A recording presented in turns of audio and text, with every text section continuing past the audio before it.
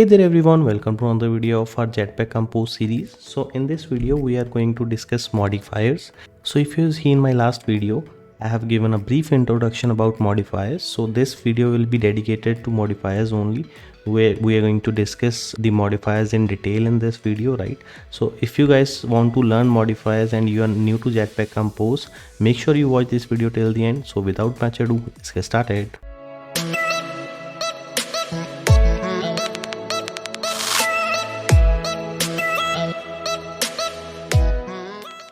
So guys, if you're new to this channel, make sure to hit that subscribe button, press the bell notification icon for receiving notification of the upcoming videos, and by the end of the video, if you like the video, make sure to hit that thumbs up button as well.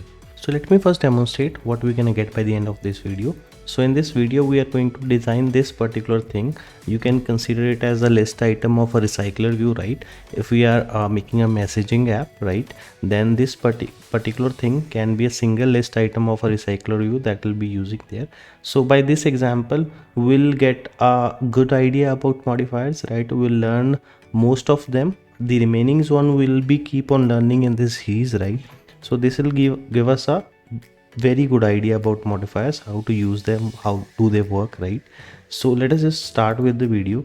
So although I have already told you what are modifiers and we have used some of the modifiers, for example these ones in the last video, right? But still, if you're coming from the XML background, right, you haven't worked on Flutter or React Native, right? So I just want to give you an analogy about the XML thing. So if I just go to a project that is a XML based project, so here you can see that if we want to put a text view, we will use these tags, and inside this tag, this particular line, this particular tag, the text tag will only demonstrate the text that we want to show here, but the remaining items, for example the layout width, the layout height, the margin on the top, these attributes just define how our text will look like, where it will be placed, right? All these things will be defined by these tags, right? So you can consider these tags as the modifiers in Jetpack Compose environment, right? So if you want to define all these things, then you have to use modifiers only. So now I guess if you're from the XML background, you can relate modifiers with these things, right?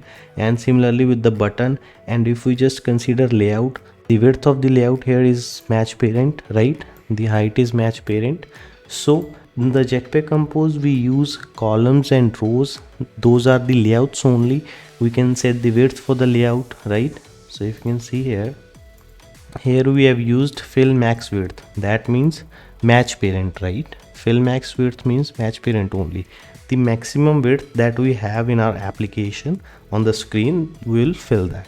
So this is how things work in Jetpack Compose. So let me just close this project and we are going to continue with this project. So let me just comment out some things. For example, let's comment out this function, this as well.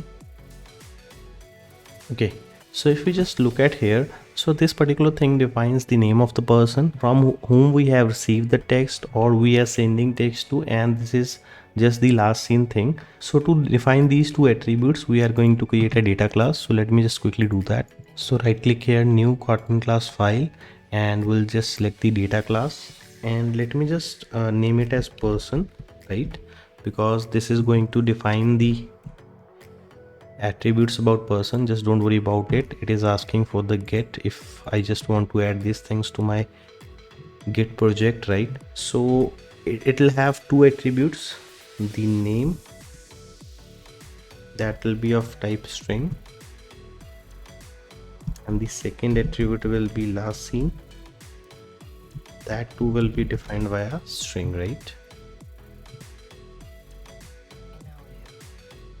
So this is just a simple data class. Now we are going to use that. Now let me just create another composable function. So if you guys do not know what are composable functions, you can just check out the last two videos. I have explained these things in detail. So card, now this particular function will take the object of person class, right? Now we are going to just put in the things here, right? So if you can see here, so we have three things: the image, the first name and the last name. So if I just put two text views first, so text, and the first text will be the name, right, and the second text will be the last scene. And let me just create object of person class here. Well, person is equal to person, and we have to pass the name here.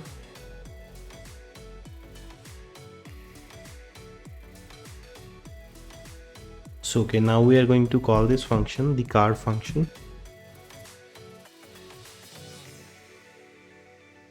So now let us just refresh this and let us just see how it looks like. So okay, we have got our two text views, but they doesn't look good at all, right? They overlap each other. So in the last video we have learned, if we just want to show them in a vertical manner, then we have to use, yes, you guessed it right, we have to use the column. So if I just put it inside column and just refresh this, so okay, now it looks much better than before. Now we have got both the text in a vertical manner, right? And if I just see here, we have to put an image as well. So here you can see this and these two things are aligned in a horizontal manner. So what does that mean? So in the last video we have learned, if we have to put in the things in a horizontal manner, then we have to use a row tag, right? So if I just use row and I put it inside this, right, and now inside this row tag I have to put a image view. It will be outside the column because these two things are aligned in a column, right? But the image and this column will be aligned in a horizontal manner. So image, so it will take two arguments, the painter and the content description. So inside this painter we'll pass the painter resource, and I need to put in a image inside this drawable folder. So I already have this image. Let me just copy this and paste it here, right?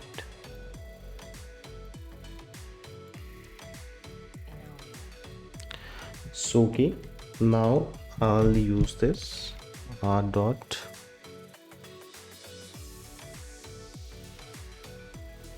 so okay, let us just name this content description.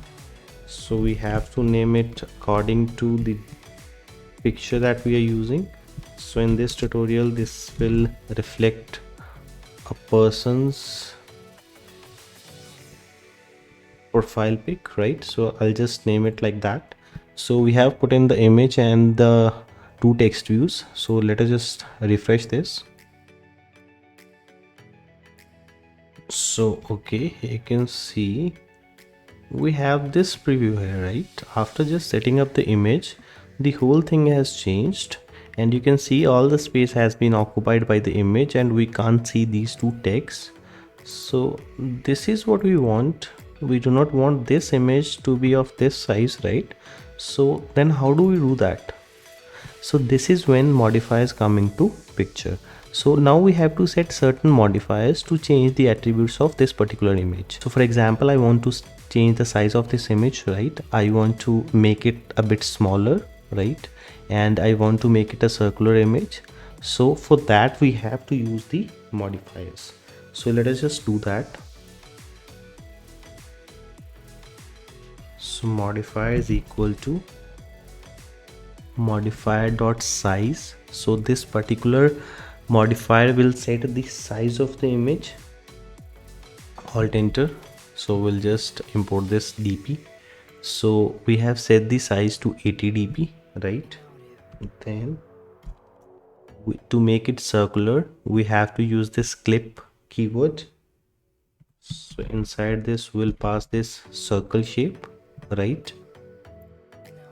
So at this point of time, we'll set these two attributes, the size of the image, that is 80 dp, and we have set this clip to make it a circular image. Let us just refresh this and see what happens. So okay, the size has been changed, and you can see on this horizontal axis we have got a circular touch, but not what we want, right? Not the exact thing.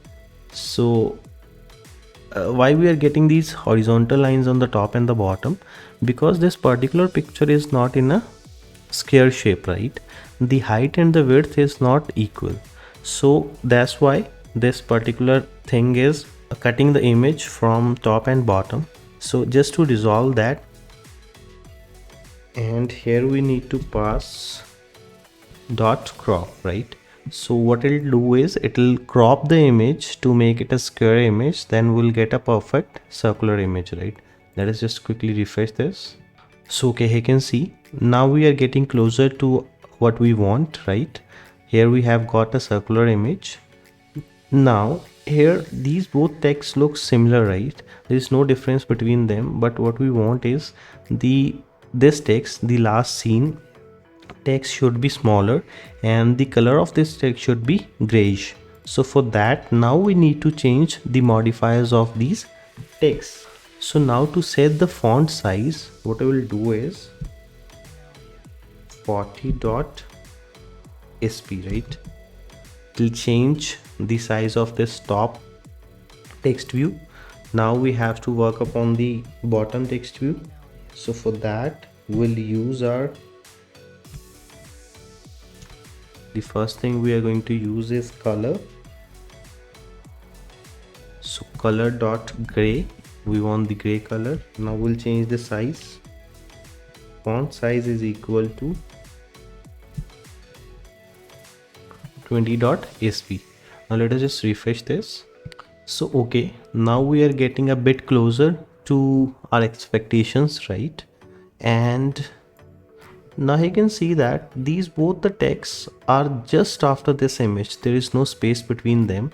So for that, what we need to do is we have to use the modifier of this column. So I'll just put this parenthesis, and I have to use the modifier dot padding, right? So now the padding that I want is the horizontal padding should be 8 dp. Now this particular column will have a padding of 8 dp on both the sides in the horizontal direction, right? So let's just see. So you can see now we have got, you can see two boxes are there, and between these two boxes we have got some space, that is the padding, right? So now here also, if you can see that here the profile picture just touches on the top and on the left hand side. So we want some space here as well. So for that, we'll be using the modifiers of the row. So first we need to set the vertical alignment. So alignment dot center vertically. So now all these elements will be aligned vertically in the center, right? And the second thing we need to use is the modifiers. So modifier dot padding, we want the horizontal padding again. So I'll set 8 dp. Just refresh this. So okay, I guess we have got our output. This is what we wanted, right? You can see all these elements, all these two entities inside a row. Just remember that inside this row tag we have just two entities, this column and image. Both of these entities are aligned in the center, in the horizontal direction, right? In the center, sorry, in the vertical direction, they are aligned in the center, right? We have a nice padding that we have set in. So whole thing has a padding of 8 dp, and here we have space between both these two things. So this is what we wanted. If I just open up this emulator, so this is the output that we were expecting. So here you can see that here we have used the modifier, then here to change the attributes of the image we have used this modifier, right? So In the column also we use the modifiers, and these are some attributes to change the size and the color that we have used.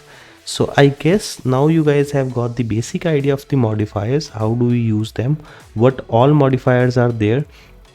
This is not it, right? There are many more modifiers. So if I just put in dot here, you can see padding, clip size, fill max width, so it will fill up the maximum width that we have discussed in the last video, right?